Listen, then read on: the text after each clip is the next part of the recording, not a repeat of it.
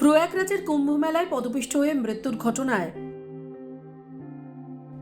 বাংলার এক বৃদ্ধারও নাম রয়েছে। 144 বছর পর আসা ত্রিবেণী যোগের অমৃত স্নান, আর সেই স্নান করে পুণ্য অর্জন করতে যখন গোটা ভারত থেকে কোটি কোটি মানুষ প্রয়াগরাজ পৌঁছেছিলেন, সেই সুযোগ হাতছাড়া করতে চাননি পশ্চিমবঙ্গের পশ্চিম মেদিনীপুরের শালবনীর 78-এর উর্মিলা ভূঁইয়াও।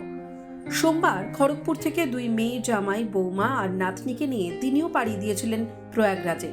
কিন্তু বুধবার ভোরে ত্রিবেণী সঙ্গমের সামনে হুড়োহুড়িতে পদপিষ্ট হওয়ার যে ঘটনা ঘটে, যেখানে 30 জনেরও বেশি মৃত্যু হয়েছে, সেই তালিকায় নাম রয়েছে বাংলার এই বৃদ্ধারও। পশ্চিম মেদিনীপুর জেলার শালবনী ব্লকের গোদাপিয়াশাল সংলগ্ন কাছারি রোড এলাকায় সোমবার বিকেলে পরিবারের সঙ্গে তিনি রওনা দিয়েছিলেন। কিন্তু এই যাত্রায় যে তার শেষ যাত্রা, তার পেছনে যে কি প্রচণ্ড বিপদ লুকিয়ে রয়েছে তা স্বপ্নেও কল্পনা করতে পারেননি। উর্মিলা ভূঁইয়ার বৌমা অম্বিকা ভূঁইয়া জানান, ঘটনা ঘটেছে মানে রাত 3টার সময় যখন ফোন করেছিলেন আমার ভাইয়ের স্ত্রী, বলছে মাসিমাকে খুঁজে পাওয়া যাচ্ছে না, ওরা তো নামটা জানে না, মানে ওই জন্য বলছে নামটা যদি বলতে। আমি নামগুলো সকলের বললাম, মানে সবাই ছাড়াছাড়ি হয়ে যাবে, 7-8 জনের গ্রুপ ছিল, সবাই ছাড়াছাড়ি হয়ে গেছে। বলে প্রত্যেকের নামগুলো বলে, আমি যেগুলো জানি বললাম, দিদি ওদের নাম।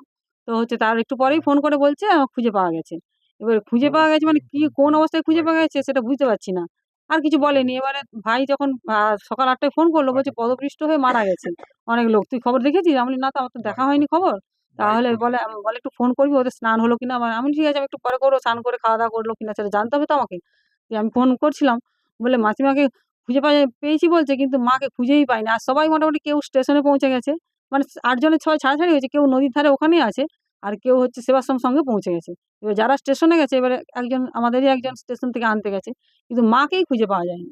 এবার মা যেহেতু জীবিত অবস্থানে অ্যানাউন্স করলেও কি করে সাড়া দিতে পারছে না, তো বুঝতে পারছেন। ওই জন্য তখন একজনের পায়ের চোট লেগেছে আমাদের ভাগ্নির, তো ওকে যখন হসপিটালে নিয়ে গেছে আমার ছোটদি, তখন দেখতে পেয়েছি যে মা সেখানে আছেন। বলছে মাকে পেয়েছি তখন। এই ধরনের একটা যে বিশৃঙ্খলা পরিবেশ, হ্যাঁ, কি করে বলবো, কি বলবো বলুন তো, মানে ভিড়ে চাপাচাপি হয়ে গেছে, এটাই ধরে নিচ্ছে। কিন্তু ভিড়টা উনি যেহেতু বয়স্ক মানুষ, হয়তো সামলাতে পারেনি, নিজেকে নিয়ে উঠে দাঁড়াতে পারেনি একসঙ্গে।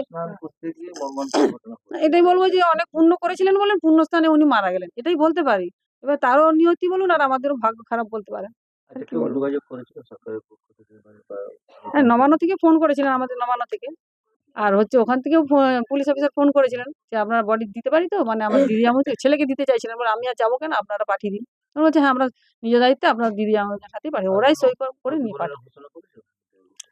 সেটা কিছু বলেনি, ওটা খবরে দেখছি, কিন্তু ওরা কিছু আমাদের এখনো জানায়নি। উর্মিলা ভূঁইয়ার বাড়িতে যোগাযোগ করে প্রয়াগরাজের পুলিশ। এছাড়া নবান্নের তরফ থেকেও যোগাযোগ করা হয়। বেলা 10টা নাগাদ শালবনীর গোদাপিয়াশালের বাড়িতে পৌঁছন সমস্ত উন্নয়ন আধিকারিক। টাইমস নাও খবর।